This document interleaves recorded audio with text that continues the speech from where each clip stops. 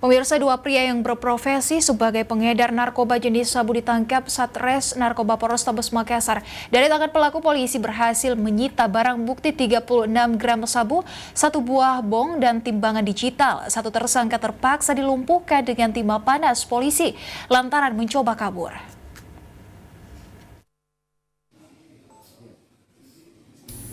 Dengan tertunduk malu, dua orang pelaku pengedar narkoba jenis sabu ini digelandang aparat kepolisian dari Satres Narkoba Polrestabes Makassar. Kedua pelaku berhasil diringkus di Jalan Andi Tondro.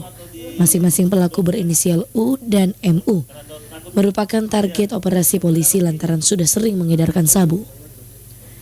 Dalam penangkapan ini, polisi menemukan barang bukti sabu seberat 36 gram dan 5 saset sabu siap edar, serta 1 buah alat hisap sabu dan 1 buah timbangan digital.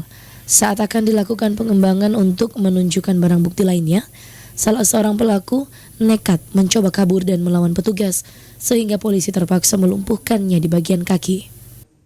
Tim Opsnal Unit 2 Satres Narkoba Polrestabes Makassar telah mengamankan 2 orang yang kami duga sebagai penyalahguna narkotika.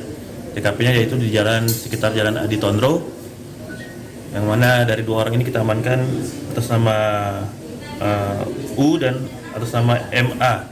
Jadi dari kedua yang bersangkutan ini kami amankan kristal bening yang kami duga sabu, itu kurang lebih seberat 36 gram.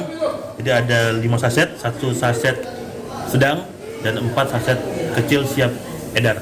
Kemudian juga ada alat pakai berupa bong dan juga ada timbangan, ada skill.